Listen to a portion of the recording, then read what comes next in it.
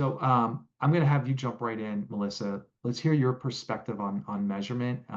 It's complex. It's actually can be pretty highly debated topic for us as well. So love to hear what you have to say. Absolutely.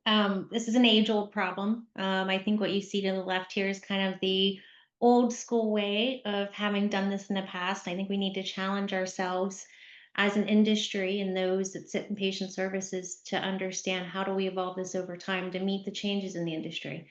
But it's complex and debated because at the end of the day, patient services is a cost center. We are not a revenue driving department within biotech. So we're ultimately supportive of the demand that's brought in. So at the same time, nobody wants to or can afford us to have all spend all the money that they make. So people are bringing in money. We don't unfortunately get the open purse to spend it all. So it is a challenging thing being a supportive organization and trying to provide all of these levels of support that we've chatted about today, that I'm sure all of you have chatted about sidebar in your own organizations. Um, the question is, how do you justify your spend when you can't use ROI, right? ROI is a no word. It's the four-letter word within patient services, not something you can ever say that you're doing. So you have to be able to show that your services and your methods are working to better take care of the patient, i.e., are they getting access to the medications that they need? Do they feel feeling is a big thing here.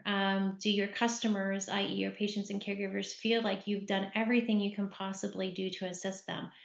And are they able to stay on the medications if they want to and if it's appropriate for the patient? So when you look at the left here, these are all about times, right? This is all time driven. And a patient doesn't necessarily care about the time. You have to look at those outputs and those outcomes and endpoints of, are you giving the patient those three things that I talked about earlier?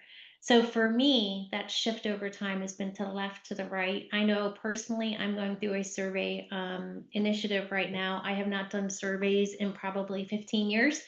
Um, but I'm seeing that come back up as something that we need to, if we aspire to truly make the patient feel better outside of the value of the medication itself, we have to understand where that patient is in their journey.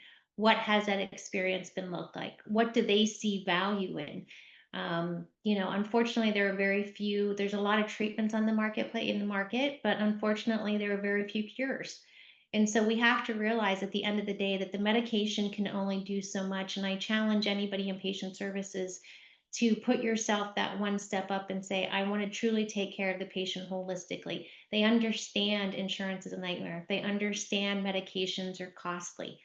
As long as you can make them again feel as if you've done everything you can and they've had the best experience they know they could possibly have, then they're satisfied. And that's what we need to shoot for.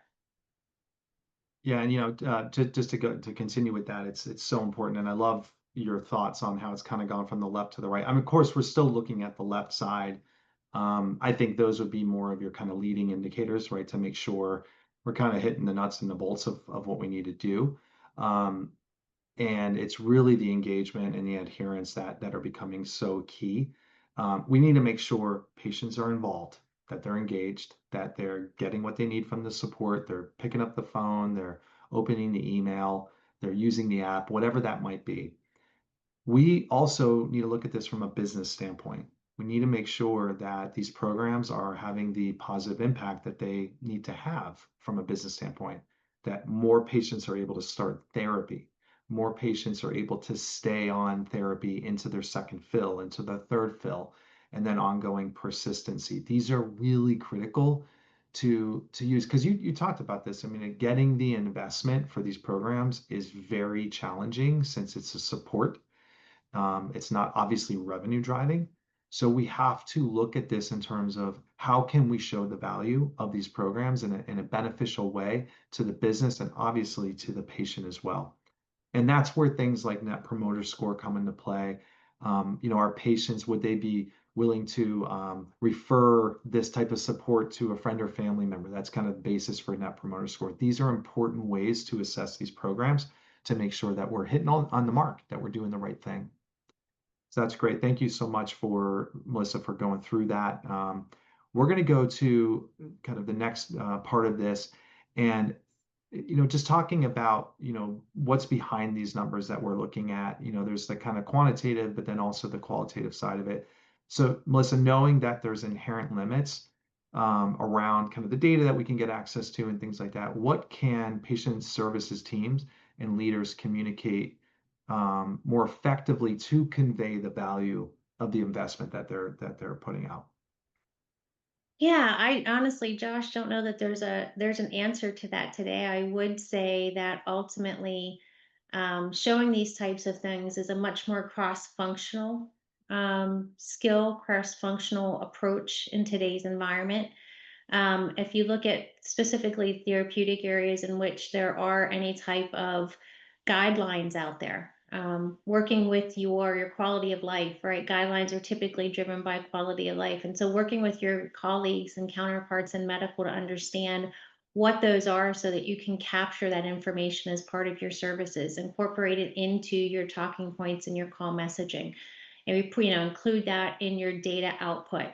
Um, that's going to be critically important. And I think that that helps too when you start talking about cross functional exercises and cross functional initiatives. That helps with some of the challenges we've had in the past of getting those dollars, and being able to show the benefit to the organization in a form that's not, of course, ROI. So I think this becomes a group effort, a team effort across your organization to get to this point. And so teamwork and collaboration is critical.